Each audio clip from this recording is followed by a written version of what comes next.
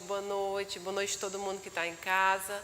Hoje a gente inicia a nossa live com algumas pessoas no salão. Aqui na Casa da Caridade também está tendo live presencial. Então nós temos na base de 65 pessoas hoje no salão que vieram me fazer companhia e eu também tenho a companhia de vocês aí em casa. Primeiro eu quero agradecer o sucesso da festa junina aqui da Casa da Caridade. Eu acho que eu ainda não tinha falado para vocês, mas foi um sucesso, a gente conseguiu vender todos os kits. Quero agradecer a vocês porque esse mês a gente conseguiu a meta das cestas básicas também, das doações. Os projetos estão andando muito bem, atualmente nós estamos com 17 projetos, então eu quero agradecer imensamente a vocês. Eu sei que eu fiquei um tempo fora do YouTube, mas eu estou sempre presente no Instagram. Se você tiver Instagram, vai lá no @InácioDaniel oficial e aí entra para ver a casa, para ver meu dia a dia, para ver as entradas no Instagram. Eu sempre entro da minha casa ou aqui da Casa da Caridade, tá bom? Então eu sei que já tem um monte de gente de fora, eu recebi todos os recados. Eu quero agradecer porque eu recebi um presente de uma família, do Giovanni, eu recebi a Sagrada Família que vocês restauraram para mim, eu recebi todas as cartas. Então, gente, tudo que vocês enviam para casa passa necessariamente por mim. E aí, se não é nada, se é algo que eu não posso ficar, vai para o bazar. E se é algo que é pessoal, que tem simbologia, ou então fica aqui na casa ou vai comigo para a minha casa, tá bom? Então, muito, muito, muito obrigada a todo mundo. A live de hoje vai ser muito simples. Vocês sabem que a gente sempre anda naquele impasse de saber qual é o tema que vai se aplicar numa live. Mas na live de hoje, eu acabei por decidir, por repetir uma aula. Não é bem repetir, mas é dar continuidade a uma aula que eu comecei no curso aqui da Casa da Caridade. Como vocês sabem, semana passada nós demos abertura ao primeiro curso da casa sobre o Espiritismo, sobre a doutrina espírita, para aquelas pessoas que têm interesse em participar da doutrina espírita, em conhecer. Então a gente abriu para a casa, para católicos, evangélicos, enfim, todas as religiões, para que eles pudessem vir aqui na casa um pouquinho, se familiarizar com a doutrina, me conhecer, conhecer a casa e fazer esse curso junto conosco. Então a gente deu a abertura e eu abri a primeira aula. Eu tenho uma cadeira nesse curso, então eu aplico a aula 3 vezes durante esse curso. E depois nós temos outras pessoas que aplicam. Mas eu apliquei a primeira aula e a minha primeira aula foi muito abrangente, porque eu queria mostrar que o Espiritismo ele é muito mais além do que as doutrinas que nós estudamos, do que algumas regras que nós estabelecemos. O Espiritismo é algo muito grandioso e para alguns não é considerado religião. Há sempre essa discussão se é religião, se é uma doutrina, mas cada espírita encara a doutrina da melhor forma que lhe convém. Então, alguns acreditam ser religião, outros acreditam ser doutrina. A minha opinião é que é uma doutrina baseada no amor, na caridade, na fé e no perdão. E para mim, para a Mayra, o Espiritismo vai muito além da codificação kardeciana ou de outras codificações. O Espiritismo, para mim, é entendido como algo muito maior do que a gente consegue ler ou ver. O Espiritismo, para mim, nasce lá com Jesus Cristo, nasce lá no momento em que ele dá o ar da graça, no momento em que ele vem para o Novo Testamento dando a graça. Mas nós sabemos que já existiam fenômenos mediúnicos no Velho Testamento e muito, muito, muito antes disso, em outros povos, nos maias, nos incas. Então nós sabemos já que a mediunidade não é um objeto de uma religião específica ou de uma doutrina específica. Mas então com a aula eu tentava mostrar para as pessoas que o que mais desestimula a você aprender os novos fatos, a você entender novos caminhos, é o preconceito. Você não precisa deixar de ser católico, evangélico ou qualquer religião para conhecer um pouco do Espiritismo. O Espiritismo acaba sendo uma verdade que pode te desvelar os olhos, uma verdade que pode te salvar de alguns sofrimentos que você passa a vida sem saber explicar. Na realidade, a gente nunca sabe explicar o porquê da passagem, da vulgo morte, O porquê que seu filho morreu, porquê que meu marido morreu, porquê o Covid levou, Assim a gente sempre se pergunta. E algumas religiões deixam muitas lacunas para essa explicação. A simples explicação de que porque Deus quer, muitas vezes não é agradável aos olhos daqueles que estão sofrendo. Acolher um coração que está sofredor apenas dizendo porque Deus quer, é querer receber de resposta a seguinte questão de ser Deus um Deus vingador, um Deus que não tem cuidado com seus filhos porque Ele quer a morte. E o Espiritismo vem para explicar isso, que Deus não quer morte, que Deus não quer sofrimento, Deus não requer isso de nós, Ele requer aprendizados. E é daí porque algumas religiões dizem que nós aprendemos ou pelo amor ou pela dor. É a lição que é repetida durante encarnações para que a gente aprenda. E aí você pode estar se perguntando agora, mas que lição dolorida, que lição sofrida. Mas as lições são assim, se elas fossem fáceis e agradáveis, a gente não conseguiria ultrapassá-las, a gente não daria valor a ultrapassá-las. Então o Espiritismo vem sim como uma grande revelação para abrir os nossos olhos, para nos mostrar que existem outras explicações, outros caminhos, e tudo isso coadunado com o amor, com a paciência, com a resiliência. Hoje em dia está muito normal que a gente fale sobre gratidão e sobre amor. A coisa mais normal do mundo é o eu te amo e gratidão. Porque muitas vezes nós colocamos isso em palavras e nós não sabemos sentir, na verdade, o que é que acontece. No momento que você fala gratidão, o que você está tentando dizer muitas vezes é obrigada. É simples assim. Mas você usa gratidão. E essas palavras de forte significado têm perdido o momento certo de se usar. O Espiritismo vem para te mostrar exatamente isso, exatamente como você ser grato no momento de sofrimento. Porque você ser grato no momento de felicidade, no momento de grandes conquistas, é tranquilo, é normal, é bom. E no momento de sofrimento, no momento da partida de alguém, no momento da perda do emprego, no momento em que uma pandemia acomete o mundo inteiro para nos ensinar uma lição duríssima, será que somos gratos? Nós somos gratos pelos momentos que nós passamos com aqueles que partiram? Ou no momento nós somos só sofredores pela ausência física? Vocês já pensaram que muitos dos entes de vocês que já partiram poderiam ser de outras pessoas? O seu filho poderia ser meu filho, filho da Fernanda, filho de qualquer outra pessoa. Mas Deus te coloca na tua vida com um objetivo específico. O momento que ele parte não está nas tuas mãos. O momento que ninguém parte está nas mãos próprias, nem dos parentes, nem dos amores. Está em todo um mistério que a gente vem desvelando nos estudos e agora abraçado com a ciência. Primeira coisa, antes que alguém que esteja em casa me assistindo ou aqui comece a se questionar, para os cientistas materialistas tradicionais, o Espiritismo não é, assim como todas as outras religiões, considerado uma ciência. Porque eles andam no campo da materialidade, em tudo que eles podem tocar, ver e pegar. Eles têm o ser humano apenas como algo material, formado pelo cérebro e guiado por ele. Então, a espiritualidade, o que existe após a morte, se existe ou não, eles nem chegam a discutir. Para eles não existe. Então, se você partir do princípio dessa ciência pura e tradicional, você nunca vai ter a explicação que você pode um dia querer ter. Kardec já vinha dizendo no Livro dos Espíritos, logo quando ele começa, que jamais a ciência vai conseguir explicar a espiritualidade, porque não é dada à humanidade entender de tudo. Somente Deus pode entender de tudo e pode saber de tudo. E é necessário que nós tenhamos essa dúvida, e é necessário que nós tenhamos essas pequenas questões na cabeça, porque nos faz ser melhor por algo que nós não sabemos se existe. E essa é a verdadeira melhora. Porque se houvesse um portal aberto entre o mundo material e o mundo dos espíritos, todos nós, sem exceção, iríamos acreditar. E isso ia facilitar para que a gente desse alguns passos que nós deveríamos dar, porque nós queremos, não porque existe algo após. Deus requer de nós esse amor, né, nessa fé. Então o Espiritismo é uma questão de fé. A única questão é que ele também abraça a ciência no que lhe convém. Ele abraça a ciência no que se pode ser explicado. Ele abraça a ciência no que pode elucidar muitos fatos. Kardec era cientista, professor de faculdade.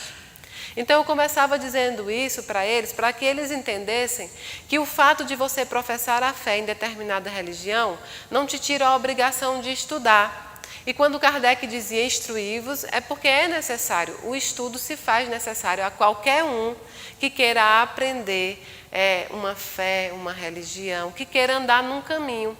Porque hoje em dia também é normal nós nos dizermos católicos, evangélicos, umbandistas e por aí vai, mas nós nunca vamos ao templo ou nós nunca estudamos em casa. E você pode dizer, Mayra, eu posso ser católico sem ir na igreja. Pode tranquilamente, porque eu sempre digo aqui, templos de pedras ruirão. O verdadeiro templo está dentro de você. E nisso eu concordo plenamente. Mas o que você não pode sair é dos preceitos essenciais que a sua religião prega. Você deve fazer o que você fala, você deve fazer o que você ensina, né? Então, quando a gente começa a falar no Espiritismo, a gente pensa logo em Kardec. 1857, Kardec lança o Livro dos Espíritos, então a gente começa a falar num precursor do Espiritismo em Kardec. Quando na realidade existem muitos precursores das ideias espíritas. Do Espiritismo realmente é Kardec que dá essa denominação e começa a criar, a codificar a doutrina, foi dali.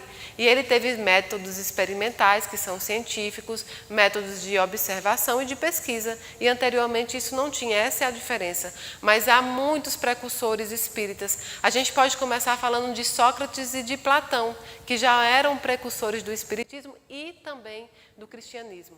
Mas aí depois, lá em 1744, o mundo conhece Emanuel Swedenborg, que não é o Emanuel do Chico Xavier, gente, é Emanuel Swedenborg. Ele é um sueco e ele nasce em 1688, no século XVIII. Ele é de uma família rica, o pai dele é um bispo luterano. Então ele foi criado dentro da igreja evangélica e tinha visões desde pequenininho. Swedenborg, ele cresce, ele ganha títulos, com a morte do pai eles ganham um título e ele começa a se especializar em outras áreas, que são áreas da ciência e a área dos estudos. Eu separei para vocês aqui porque é muita coisa e eu não ia conseguir decorar para dizer para vocês. Ele foi cientista, estudou e publicou várias obras que abrangiam áreas tão diversas como química, óptica, matemática, magnetismo, hidráulica, acústica, metalurgia, anatomia, hidrostática, fisiologia, pneumática, geologia, mineração, cristalografia, cosmologia, cosmogonia, dinâmica, astronomia, álgebra, mecânica geral, entre outros. Ele foi filósofo, publicou diversos tratados de filosofia, desenvolveu várias doutrinas filosóficas. Na área de psicologia, publicou vários tratados também. Foi teólogo e ele aprendeu várias línguas, inclusive o hebraico, que era para poder ele ler a Bíblia da forma mais pura que ela tem, sem as traduções. Ele foi inventor também, ele inventou várias coisas, ele inventou com certos mecanismos de transportes que eram parecidos com submarinos.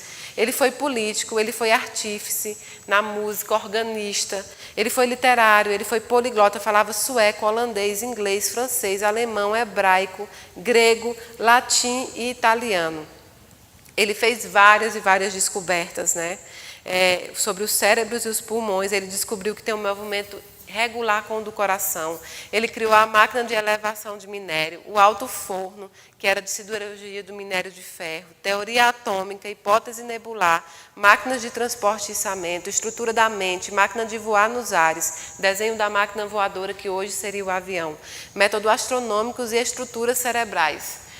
Na área de teologia, já em 1744, ele publica um livro chamado Céu e Inferno. E aqueles que conhecem a doutrina espírita sabem que em 1865, Kardec também codifica e publica o livro Céu e Inferno. O que é que tinha em comum nesses livros de Emanuel Swedenborg e Kardec? Algumas teorias que Swedenborg já apoiava naquela época foram apoiadas e codificadas pelo espiritismo kardecista, como a existência de escolas, de templos espirituais lá no outro plano, a existência de casas onde as famílias viviam lá no outro plano também, centro de convenções para reuniões. Ele também dizia que não importava a sua religião quando você chegava no outro plano, o que de fato é verdade e a gente sabe disso. Emanuel Swedenborg também dizia que lá existiam casamentos. Aí, quem está pensando em separar aqui, nem adianta, viu? Vão aguentando, porque é isso aí. Pois é, o casamento continua lá, né? Para uns é graças a Deus, para outros é Deus me livre, né? Estou até pensando, vou pedir indenização, mas bem. Então, Swedenborg vinha dizendo muito sobre tudo que a gente estuda dentro do kardecismo. E aí você pode pensar assim, nossa, mas então é um plágio, e muitos criticam Kardec, e muitos criticam o Espírito. Não. Doutrinas bem formadas, religiões bem informadas, qualquer verdade que deve ser formada com muito respeito, ela é perpetuada, ela é feita durante gerações, até que se chegue a uma verdade que nem sempre vai se chegar na absoluta, apesar dos físicos dizerem que não existe verdade relativa, mas não existe um dogma absoluto dentro das crenças. Então, ele foi responsável por, naquele século, fazer isso, dar uma demonstração da existência do plano espiritual. Mas ele não fez como Kardec. Kardec codificou, ele usou métodos científicos, ele fez experimentos. Kardec tornou a doutrina espírita mais aliada à ciência, o que de fato deu uma facilidade também na crença e de demonstração ao mundo. Kardec então codificou e teve sua extrema relevância. O próprio Kardec diz isso também no Livro dos Espíritos. Ele diz que nada surge de repente num rompante e que em determinado tempo surgirá um homem que terá a missão de fazer essa codificação, de fazer essa restauração, de fazer essa atualização. Então Swedenborg, lá na época dele, também lança um livro que chama O Mundo dos Espíritos. E aí eu separei um trechinho que ele diz assim: o mundo dos espíritos do céu e do inferno abriu-se convincentemente para mim. E aí encontrei muitas pessoas do meu conhecimento e de todas as condições. Desde então, diariamente, o Senhor abriu os olhos do meu espírito para ver perfeitamente desperto o que se passava no outro mundo e para conversar em plena consciência com os anjos e espíritos. Ora, o que ele descrevia naquele livro, um século antes de Kardec, era justamente o que Kardec vem estabelecer junto com os nossos amigos espirituais depois na codificação. É justamente o que Chico vem com André Luiz nas obras falando, como por exemplo no Nosso Lar. Ele vinha descrevendo como era o mundo espiritual. Swedenborg não passou pelas críticas também, ele também sofreu críticas. Todos os médios, todos os chamados paranormais ou todos os religiosos ao longo do tempo enfrentaram a descrença, a ceticidade, foram alvos de perseguição e ele também foi. Ele foi tido como louco, esquizofrênico, doenças mentais, porque você imagine naquela época se acreditar na existência de um plano, se acreditar na existência da vida após a morte, para uma época que estava se saindo como época baseada na ciência, na tentativa de se crescer a ciência. Então Swedenborg foi tido sim como louco. Mas pasmem, porque ele teve vários adeptos que eram famosos, né? O Jorge Luiz Borges, que é um autor, um dramaturgo argentino famosíssimo, ele intitula Swedenborg como a maior inteligência humana já estabelecida aqui. Arthur Conan, que é o autor de Sherlock Holmes, também diz que desconhece uma inteligência maior do que a de Swedenborg. E ele teve vários adeptos, Balzac, vários famosos adeptos. E as obras deles foram tombadas como um patrimônio cultural pela Unesco. Tamanha é a importância desse homem para o nascimento, para o nascimento das ideias espíritas, não do espiritismo, mas das ideias espíritas. Foi um dos precursores. Swedenborg, ele desencarnou. E logo depois tiveram notícias de um jovem médio que recebeu ele como mentor. A importância dele era tamanha que ele participa nos prelegômenos dos livros dos Espíritos como um participante, integrante da equipe do Espírito da Verdade. Se vocês pegarem o livro dos Espíritos, está lá o nome de Swedenborg. Tempos depois, numa obra do Céu e Inferno de Kardec, ele, através dos médios, entrevista Swedenborg também. E é bom que vocês derem uma olhada lá também, porque é bem interessante. Algumas coisas que Swedenborg falava antes, ele retifica, e algumas coisas ele ratifica nessa entrevista. Está na Revista Espírita, é no ensaio de uma revista espírita que tem isso.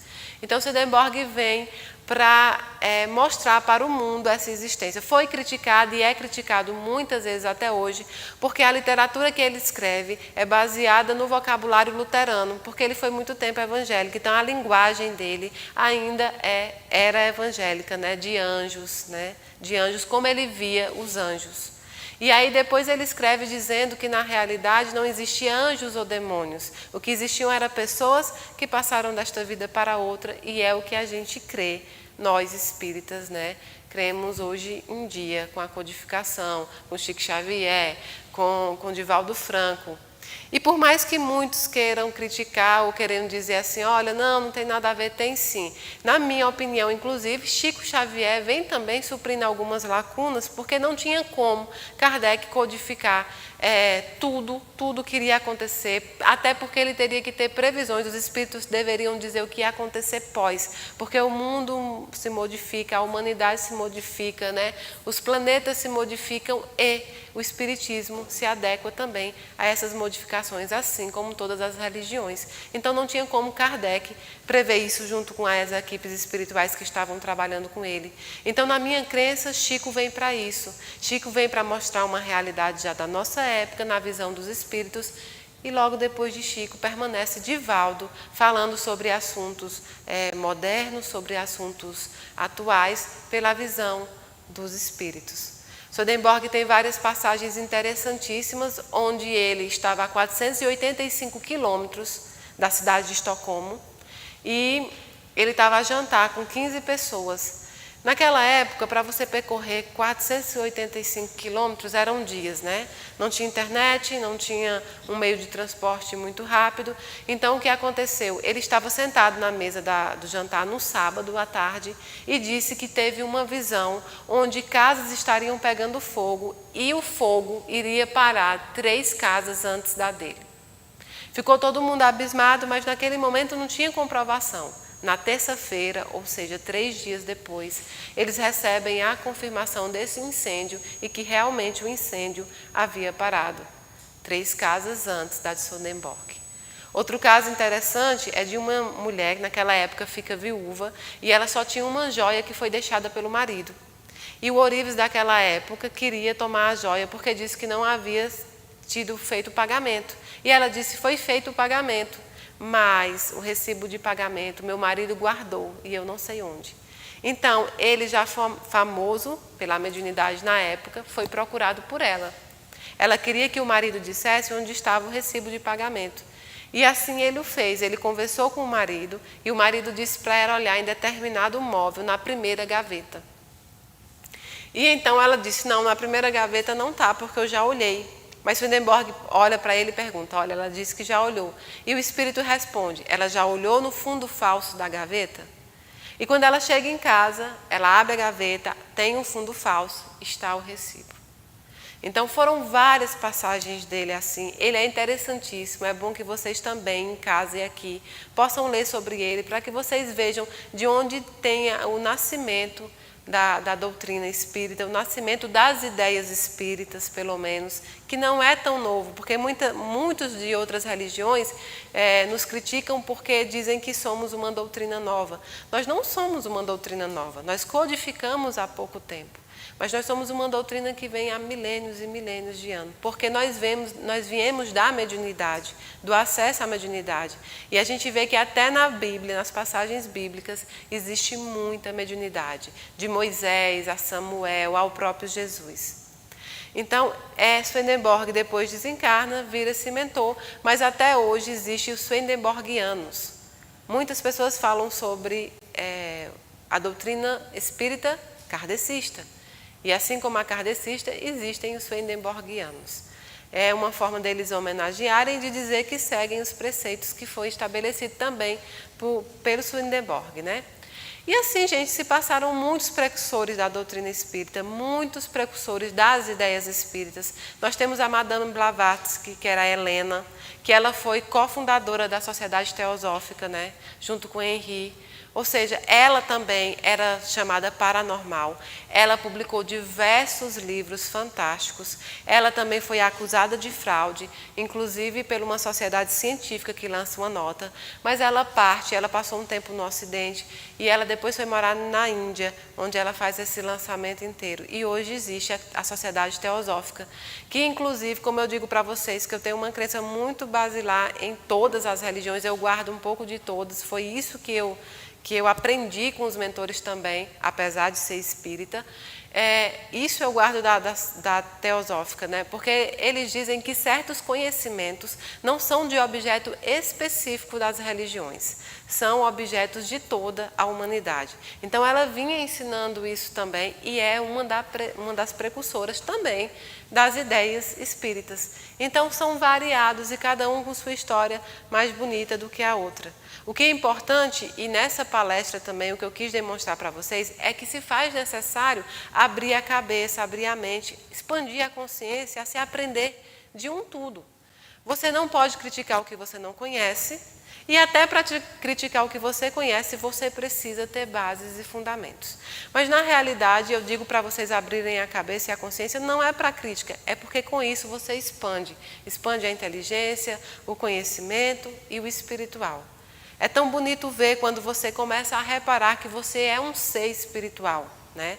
Você não é um corpo, você é um espírito presente num corpo, que esse corpo é material e momentâneo, que isso vai passar. Quando você começa a aprender a lidar com você mesmo como um ser espiritual, muitos dos seus problemas diminuem e alguns até se esvaem de vez. Então tem outras partes que vocês também podem estudar, que é interessantíssimo, que é a ciência, a física quântica. Ela vem ganhando nome e renome em vários cientistas físicos, PhDs em físicas. Ela vem explicando a importância do passe, como é que se dá o passe, os experimentos de Vladimir Poponin com Gary Avec. Nós temos Hélio Couto no Brasil, nós temos Laércio no Brasil, nós temos o Ami Goswami, que vem lançando vários livros que também são de brilhante elucidação, e eles vêm nos mostrando a relação mesmo entre a ciência e a espiritualidade. Inclusive, um dos livros do Ami é Espiritualidade Quântica. Ele vem nos demonstrando como a ciência está atrelada à espiritualidade e pode sim ser explicada alguns dos nossos chamados fenômenos, né, que a gente diz, como o passe, como várias outras coisas, a própria mediunidade, a vidência, tudo isso pode ser explicado por meio da física quântica. Então é muito bonito ver que nós, enquanto sociedade, estamos expandindo os nossos conhecimentos e estamos começando a conjugar as coisas que devem ser conjugadas. O Daniel sempre me diz um ditado que eu acho interessante. Ele diz: se passa a vida inteira estudando coisas do mundo. A gente estuda para um concurso, estuda na escola, estuda para várias coisas. Passa a vida estudando e morre-se ignorante daquilo que deveria se saber. Não é verdade? Quantos de nós, se a gente tivesse esse conhecimento, se a gente tivesse essa preparação, quando nós fizéssemos a passagem para o mundo espiritual, nós sofreríamos menos, nós seríamos menos apegados, né? E nós também, enquanto aqui nesse planeta, nós saberíamos lidar melhor com a dor, com a falta, com a ausência, o que não é fácil.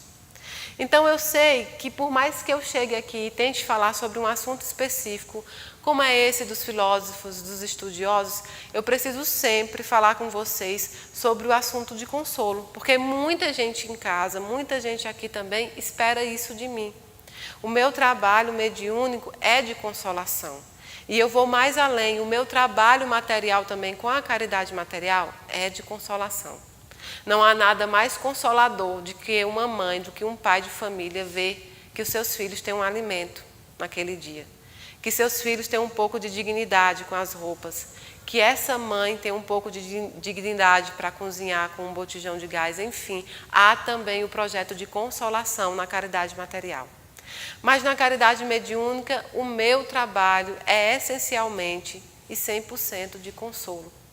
Eu não tenho o objetivo de angariar débitos, eu não tenho o objetivo de provar a mediunidade, porque se você tiver esse objetivo, vai ser perder tempo. Você vai passar isso aqui desprovido do que você deveria aprender. eu sempre digo que eu não quero passar por esta encarnação desapercebida. E aí, não passar desapercebida não é passar pública, não é passar conhecida, não é angariar adeptos, não é isso. Eu não quero passar por aqui e quando eu chegar lá no outro plano, eu não ter nada para dizer que eu fiz. A minha contribuição para aqueles que estiveram junto comigo trilhando esse caminho aqui nesse planeta, ou a minha contribuição para aqueles que vão trilhar após mim, ou até para a minha volta. Então eu não quero passar desapercebido e eu acho que ninguém deve passar desapercebido. Vocês já pararam para pensar que você acorda todo dia preocupado em se arrumar, em se maquiar, em se vestir? Eu vou para o trabalho de 8 às 18, vou ganhar dinheiro, final de mês tem conta e por aí vai. Mas você nunca para pensar o que é que eu fiz hoje? Qual foi meu ato para a sociedade? Qual foi meu ato para o meu irmão? Qual foi meu ato de espiritualidade que eu pratiquei hoje?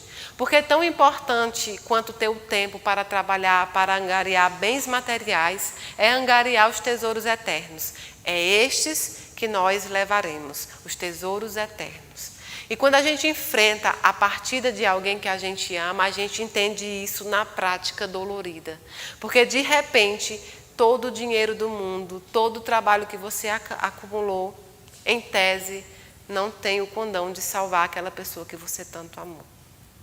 Então você começa a reparar que algumas coisas materiais têm menos importância do que você dava a elas. Quantas vezes, vocês já pararam para pensar quantas vezes vocês deixaram de dar atenção a um filho porque precisavam trabalhar? Aí você fala, Mayra, mas eu preciso sustentar. Lógico, nós vivemos num mundo material, precisamos passar por ele como matéria também. Precisamos trabalhar, precisamos ter nossos empregos, precisamos ter dignidade para sustentar os nossos filhos. Mas nós não somos escravos do dinheiro. Nós não somos escravos dos bens que nós juntamos. Nós precisamos dar a importância a cada coisa que ela tem, a verdadeira importância.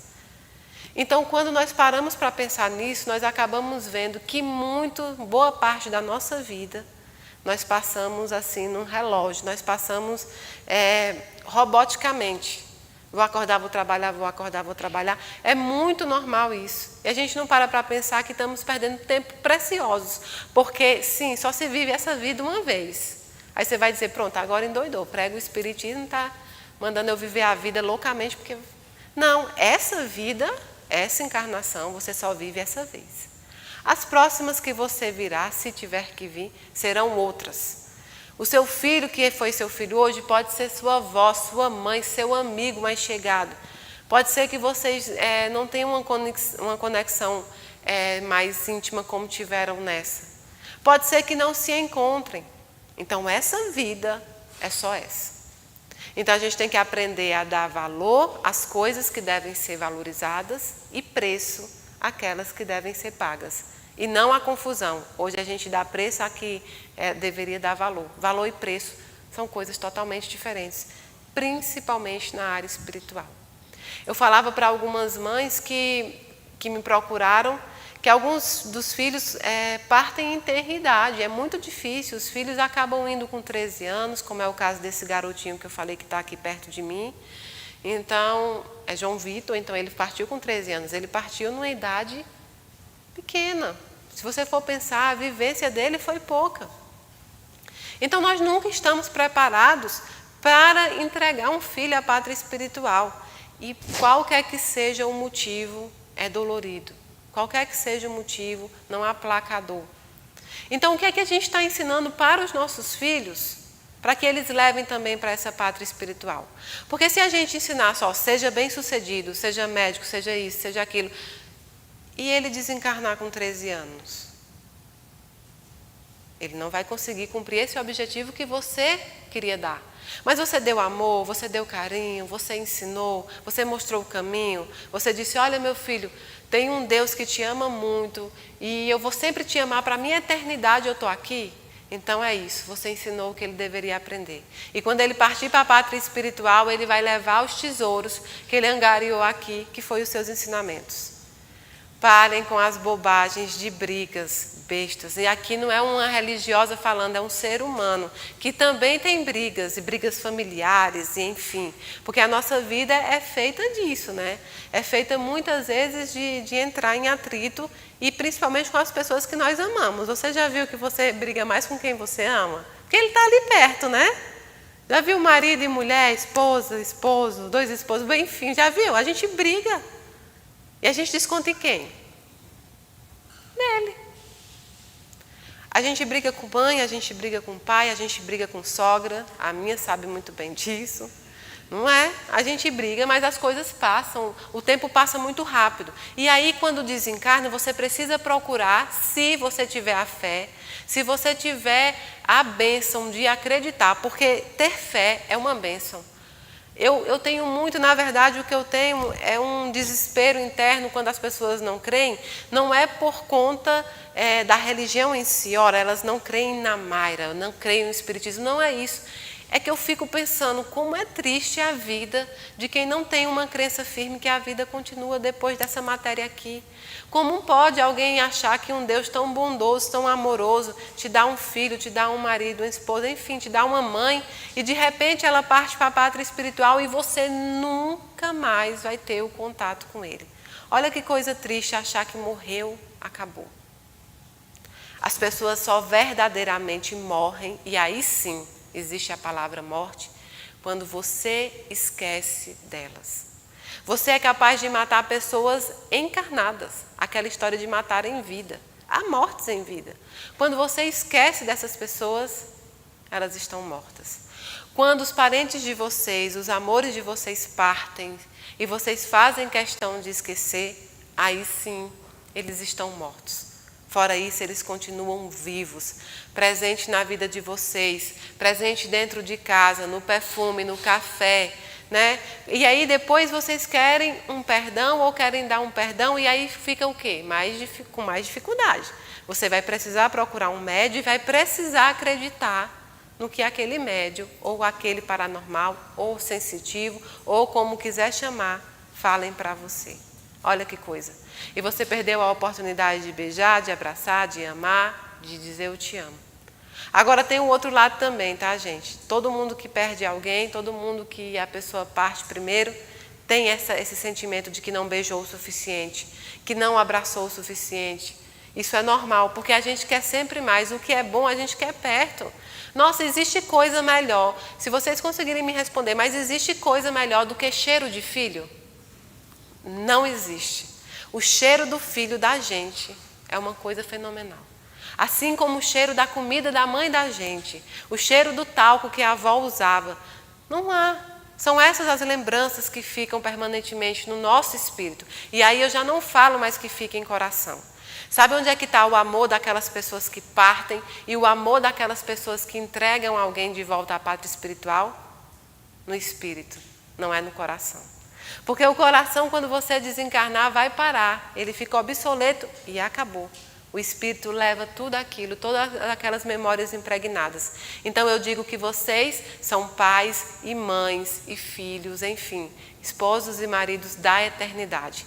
Vocês conseguem amar com o espírito, o que é muito mais difícil do que amar com o coração. Então eu sou muito feliz por poder trabalhar dessa forma, poder trabalhar dando um pouquinho de esperança às pessoas, dando um pouquinho de paz, dando um pouquinho de amor às pessoas, por elas entenderem que a vida continua. E aí eu vendo o Patrícia aqui, eu lembrei da história deles que eu falei para vocês que um dia eu ia contar. Eu não sou muito de ir a salão. Quem me conhece sabe que eu não sou vaidosa. Mas eu apareço muito na internet e aí o meu mentor começa a dizer, ninguém é obrigado, minha filha, pelo amor de Deus. Se vocês pegarem os vídeos lá do Saison, quando eu estava no Sebastião Marte, gente, tem vídeo que eu falo, eu não acredito como é que eu ia daquele jeito. Mas, enfim, eu tinha que entrevistar os espíritos, eu tinha que estudar, eu estava iniciando um negócio ali, eu não tinha tempo para nada. Então, eu chegava parecendo sei lá, o cabelo dessa altura, enfim, e vida que segue. E aí o Daniel começou a dizer, não, ninguém é obrigado, não. Vamos cuidar da carcaça também, porque é essa que está segurando seu espírito, cuida do corpo também, do tempo. E aí ia ter a festa junina daqui, e eu já tinha tempo que não ia no salão, até por conta da pandemia. E uma amiga minha, uma pessoa muito querida minha, resolveu me levar praticamente à força. Me pegou, não disse o salão, que tu sei que, e vamos, e eu entrei no salão com ela. Quando eu cheguei lá, ela teve uma perda também de uma pessoa muito amada há pouco tempo. E tem algumas vezes que ela entra em estado de confusão, porque o luto faz isso também. A dor é muito grande e vocês sabem disso. Às vezes você não... E está muito recente o dela. E aí ela disse assim, porque eu tenho o melhor cabeleireiro, o Patrício. Aí eu falei, ora, então vamos cortar o cabelo, fazer algum... Cortar entre aspas, porque eu não posso ainda, né? Então vamos, Esté. Quando nós chegamos lá, nós sentamos na cadeira. Esse rapaz que está sentado aqui, esse menino bonito, veio. Todo simpático, todo feliz e tal, me atendeu super bem. Eu estava com um livro na mão, que eu ia ler, porque eu achei que ia demorar séculos, né? E aí eu olho para o espelho, ele olha para mim e fala assim, olha, ué, você não é a menina lá do YouTube? Eu falei, sou, meu marido te acompanha. Como é o nome do seu marido? Aí ele fala o nome do marido. Aí eu já respirei meio fundo por causa da dona Anita, porque aí eu já conheci ela, eu falei, não tem... E o nome do filho dela não é muito normal, assim, não é uma coisa João, José. Eu falei, não, tem uma coisa errada. Aí eu olhei para ele de novo, ele botou uma tinta no meu cabelo e sai. E aí a mãe dele chega e fala assim, não é Patrício, é tal. Ela fala o nome dele mesmo, que ele não gosta que fala o nome. Não é Patrício, é tal nome. Eu falei, não, tá, é Patrício. Aí eu olhei para a Esté e falei assim, rapaz, ela entrou em confusão, ela veio no salão errado.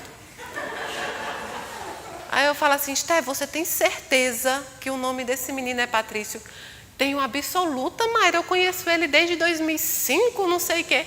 Eu falei, essa menina me trouxe para o cabeleireiro errado, agora vai lá, cabelo até umas horas aqui, que eu não sei nem como é que vai ser. Esté, tá errado, o nome dele não é Patrício. E fui lavar o cabelo com outra menina. Aí ela com medo, ela não é Patrício, sim. Aí ela, quando ele chega, eu só escutei o grito dela, né? Patrício, qual é o seu nome mesmo? Posso te fazer uma pergunta pessoal? Aí ele fala, meu nome é tal, mas eu não gosto, eu me conheço como Patrício e tudo. Aí pronto, começou a confusão no salão, porque aí eu vou falar para ele os recados da mãe, da sogra, que participaram do casamento, que está tudo bem, que não sei o quê, e falando o nome do cunhado, do Rômulo, e pau quebrando lá, eu comecei a dar recado no salão, Mayra sendo Mayra. A menina que estava fazendo minha unha, ela errou a unha 10 vezes, de verdade, ela chorava e errava a unha, tadinha, e ela tirava o esmalte e errava a unha, e aí chorava, ai meu Deus... E era evangélica, então para ela era uma surpresa muito grande. Daqui a pouco ela começou, eu queria tanto saber do meu paizinho, e errando a unha. Até uma hora que ele terminou meu cabelo e ela estava na unha. Aí eu falei assim, deixa aí a unha, mulher. Em casa eu resolvo sair. Claro que eu nunca resolvi, teve que fazer outra, mas foi uma situação muito legal, foi agradável também, porque foi uma surpresa para todo mundo. Porque eu perguntei para a manicure, como é o nome desse cabeleireiro? É Patrício. Falei, gente, não é possível. Aí eu falei, Esté, olha só. Você já pensou se esse menino te mata, tu não sabe nem o nome do menino, se ele te agride qualquer coisa, tu não sabe, tu não tem nem como abrir um BO, criatura, como é que tu não sabe o nome do menino? Oxe, Mayra, eu só sei que era isso mesmo. Enfim, foi muito gratificante, eu acabei conhecendo ele, nos tornamos amigos, e o marido dele já me seguia, e eu já conhecia a dona Anita. Então já foi nada é por acaso, né? A gente sabe que nada é coincidência, nada é por acaso. Minha mediunidade é de aproximação. Eu dificilmente consigo ter uma aproximação com o espírito de alguém que nunca ouviu falar de mim, ou que nunca me viu, ou que nunca jogou nenhuma energia para mim nessa relação. Então é muito difícil, é proximidade. E eu sempre acabo encontrando as famílias, ou elas me encontrando ao longo da vida. Então, muitas vezes eu fiz isso, e é para tornar a coisa mais agradável e mostrar que ela é mais simples do que se parece. Eu não gosto de criar fantasias, para mim as coisas têm que ser simples, é assim. Existe um plano espiritual em que as pessoas se comunicam, tão como a gente se comunica aqui. E é isso, e são anjos também, não anjos como a gente quer determinar, anjos de asinhas, são anjos que passaram nas nossas vidas. São oportunidades que Deus nos dá de resolver problemas que ficaram aí pendentes, já pensou? Você acaba resolvendo problemas, acaba resolvendo situações, então assim, é muito gratificante trabalhar com isso. Quanto tempo? E aí, já passei, tá vendo? Então, antes de encerrar, gente... Eu já agradeci a vocês em casa, muito, muito, muito por tudo que vocês têm feito. A Casa da Caridade só está tendo esse trabalho fenomenal por conta de vocês, os doadores do Brasil inteiro. E não só aqueles que doam material, mas que doam oração, que nos ajudam, que compartilham. Então, muito, muito obrigado. Setembro vai iniciar, a gente recomeça com as cestas. São 1.041 famílias ajudadas, fora botijões de gás, enxovais. Enfim, são muitas, muitas pessoas. Foi dia do voluntário esses dias, eu fiz uma live no Instagram agradecendo. Então, eu uso o YouTube também para agradecer todos vocês. Todos os doadores também são voluntários. Agradecer os voluntários da Casa da Caridade, são 122 que se doam diariamente aqui também, fazendo comida, entregando enxoval, tá bom? Então, eu vou começar passando os recados que eu anotei das pessoas de casa, que foi a dona Areli Lilica. Desculpa, Lili, viu, gente? Lili, ela está dizendo que é Lili. A filha dela é Tabata e a outra é Tatiane, e ela disse que quer que Nossa Senhora proteja muito elas duas, porque elas eram muito, muito católicas, tá bom? Dona Maria de Fátima, chamada de Fátima, ela disse que eu tinha que falar que ela foi mordida por uma cobra, para que a família dela entendesse que era ela, por conta do nome Fátima. Ela deixou 3 filhos, 3 netos, um marido, e ela está dizendo que o coração dela está muito bom, que não tem pressão alta e a diabetes acabou. Tá tudo bem, família. É, porque ela disse que as filhas dela são muito preocupadas com ela nessa questão também. E então, eu sei que veio hoje, eu vou passar esse recado, porque eu sei que a mãe dessa pessoa não está aqui hoje, mas eu sei que a família dela está. Que também talvez não tenha vindo à procura dela, que é um dos ensinamentos que vocês precisam entender. Nem sempre quem vocês procuram é quem vai estar aqui. Às vezes é alguém da sua família, é quem recebe a autorização. Então, eu anotei o recado da Lanuce Martins Barbosa. Ela tem família aqui, não tem? Que procura outra, mas procura outra pessoa, né? Na realidade, mas a Lanuce. Ela queria falar para a mames dela, que é a dona Graça, para a Laiane e para o Vandinho. Ela disse que tem muita, muita saudade e muito amor. Ela disse que morre de saudade do Rafael. Me parece que o Rafa é filho dela, não é? Muita, muita, muita saudade, que viu que ele está um rapaz enorme. Pede para o Flavinho cuidar muito dele. O Flavinho deve ser o pai. É o pai que ela está dizendo, é o pai. Então pede que o Flavinho cuide muito dele, continue cuidando, as avós. Ela quer que Dona Graça seja muito feliz, que a Dona Graça tire a tristeza do coração. Ela está bem, ela segue bem, ela não lembra nada e ela não busca justiça por nada. Ela está em outro patamar evolutivo, tá bom? É Lana, né? Chama Lanuce, mas o apelido é Lana. Então, eu sei que a Dona Graça... Não entendi. Ela vai ser tia. A Laiane está grávida, né? Beleza. Pronto. Tá bom. Então, e aí eu vou passar o recado logo do seu Roberto. Roberto que procura a filha Paloma e a filha Lalá. Eles não estão aqui, são de casa também. O aniversário vai ser agora, dia 20 de setembro, e ele quer que faça o aniversário dele, tá, gente? Assim como ele queria. E ele está com o pai dele, que é o avô de vocês, tá bom? Eu quero mandar um beijo para uma pessoa, para uma menina que me procurou no Instagram, Daiane Porto. Essa menina é uma guerreira, uma enfermeira, sofreu um acidente, perdeu um braço. A menina é uma guerreira, está lutando, e eu quero mandar um beijo para ela. Eu anotei isso também. O Rafael Paradimena também é de casa, eles não estão aqui. O Rafael casou com a Jimena e logo depois ele partiu, me parece que de Covid. Então, ele está mandando um beijo, está chamando ela de minha nega. Gente, também vejam bem, às vezes eu tenho que passar os apelidos, viu? Não é porque está chamando de minha nega, que está com saudade, que ela cuide muito da filha dela, que ele quer mandar um beijo para a irmã também, para a mãe. Pronto, Rafael foi dado. E estou com a Nath, a Natália também, Natália Irigaray. Nossa, seu nome é Nath, ela está dizendo que é Nath. que amava as viagens feitas com a mãe dela, que até hoje ela assiste a mãe dela. Ela gosta muito quando a mãe dela dança, porque é maravilhoso. Ela diz que está com o padrinho Elson dela. Ela diz que está também com o tio, acho que é Josué. E ela está com muita saudade de todos vocês. A mamãe é a Patrícia, tá bom? A Geisa estão aqui. Tem alguém da Geisa aqui, então eu vou deixar para depois, Geisa. Tá bom? Vamos para as perguntas?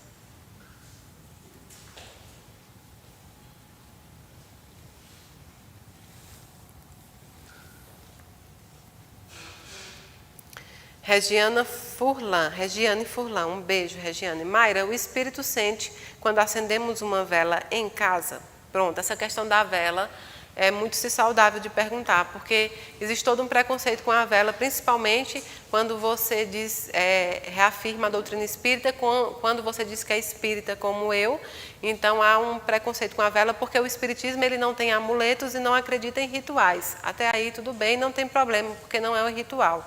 A vela, para mim, Mayra, é uma simbologia de luz. É como se eu estivesse dizendo para os espíritos, os meus amados, os meus amigos, que eu estou desejando muita luz, muita energia boa, muita energia amorosa. A vela, para mim, representa como se fosse um alarme que soa no relógio, uma lembrança. É como se eu estivesse demonstrando para eles que eu, daqui desse plano, estou conectada com eles e lembrando deles.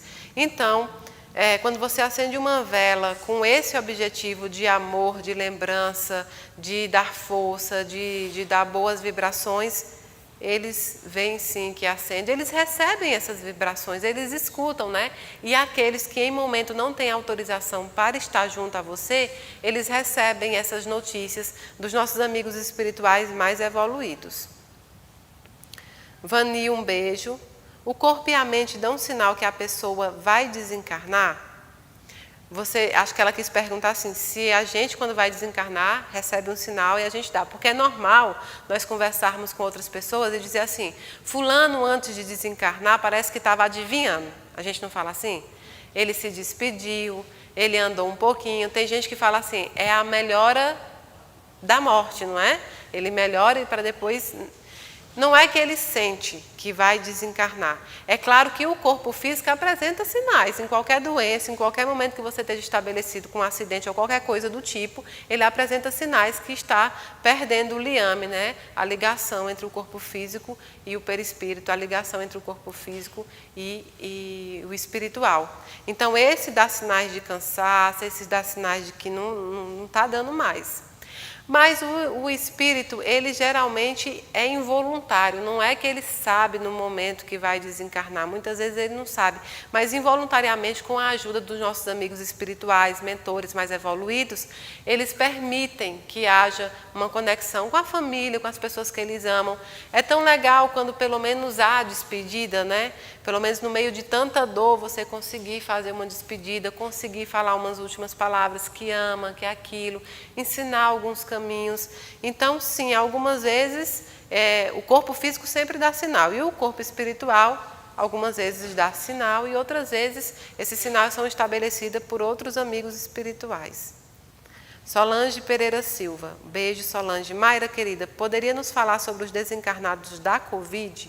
Minha irmã desencarnou depois de 20 dias entubada. Como se dá a recuperação? O Covid é novo para nós, que estamos aqui nesse planeta material. Para a espiritualidade já havia toda uma preparação para os acontecimentos. Já havia todo um estudo, já havia toda uma ornamentação para preparar hospitais e entre outras coisas. Então eles não foram pegos de surpresa. Eles sabiam da dificuldade que nós iríamos enfrentar com os desencarnes coletivos. Eles já estavam preparados para recebê-los. O paciente que morre de Covid, a pessoa que desencarna de Covid, é muito parecido também com outras doenças. Doenças como câncer, como outras doenças que você passa longo tempo em recuperação, então o seu corpo físico sofre muito com os remédios, com os tratamentos, com a intubação. E quando chega lá no plano espiritual, há todo um trabalho de desintoxicação feito por eles, há um trabalho de repouso, há um trabalho de restabelecimento, há um trabalho de adaptação. Qualquer um que parte aqui desse plano para o outro plano sofre esse trabalho de adaptação. Nem todos de desintoxicação. Aí vai depender do que o corpo físico sofreu. Mas os pacientes de Covid, gente, são assim como qualquer outro desencarnado. Eu sempre digo para vocês, para a gente não começar a honrar a memória daqueles que nós amamos, dando denominação. Daqui a pouco a pessoa não é mais a minha irmã. Ela não é mais o meu filho, não é mais o meu pai. É meu pai que morreu de Covid, minha irmã que morreu de Covid, meu filho que se suicidou, minha filha que teve um câncer. A gente acaba diminuindo eles pelo o movimento que foi feito o desencarne, pelo que eles desencarnaram. Então, não deem tanta importância a isso. O importante é as memórias que eles tiveram aqui, que eles deixaram. Outra coisa que a família se preocupa muito é com a dor, né? Será que sofreu? Será que sentiu dor? Será que... A dor é obra da matéria física, gente. No momento do desencarne, há toda uma equipe, uma espiritualidade que, se não for para que você passe, a não ser que seja determinado que você tenha que passar por certas situações, se não for, eles praticamente que desligam você. Existem relatos que aqueles cristãos que eram jogados na arena, vocês lembram? Eles eram jogados nas arenas para que os leões devorassem eles. E existem relatos que a espiritualidade desligavam eles no momento em que os leões eram soltos. Então, eles não sentiam dor alguma e, por isso, de muitos eram relatados que não havia gritos. Eles não gritavam, porque ali o espírito já não estava. A espiritualidade desligava para que não houvesse dor. Então, é tudo muito bem preparado, é tudo muito bem certinho lá. Alex Macedo, um beijo. Boa noite, Mayra. Tenho uma dúvida. É possível que um ente querido não esteja no outro plano nos esperando por já ter reencarnado? É possível. É bem normal que aconteça. Depende do tempo, depende da pessoa, mas é normal que aconteça. Algumas pessoas precisam retornar para uma encarnação, né, para uma nova encarnação. Outras não precisam mais. Então, essa questão do reencontro só vai acontecer no momento certo. Mas não se preocupe, porque em cada reencarnação a roda gira e muda-se a parentalidade ou não, mas geralmente se muda. Então, pode sim, às vezes um bisavô, enfim, tem relatos de vários tipos de tempo que você pode passar para reencarnar na bibliografia espírita. Mas o certo é que ninguém sabe, só a espiritualidade maior é quem decide isso, o tempo que você fica, tá bom? Então, muito bem, essas foram as perguntas. Eu vou me despedir do pessoal de casa. Para o pessoal aqui da casa tem a segunda parte. E para o pessoal de casa eu vou me despedir, pedindo que Deus abençoe muito vocês, que vocês sejam muito abençoados. Amanhã nós temos palestra com o Max. Amanhã vai ser com o Max aqui, 7h30. E vai ser divulgado para vocês no YouTube. Não percam, ele é da FEB. Palestrante maravilhoso, não percam mesmo, assistam, vai ser muito, muito, muito bacana. Eu vou estar na Casa da Caridade assistindo a palestra também, como público. E vocês aí de casa, se puderem, assistam, vale a pena, tá? Muito, muito, muito obrigada. Vamos marcar a nossa próxima live também. Um beijo no coração de vocês.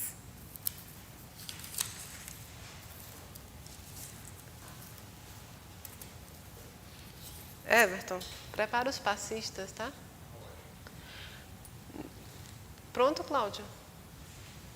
Nesse segundo momento, como eu disse para vocês que não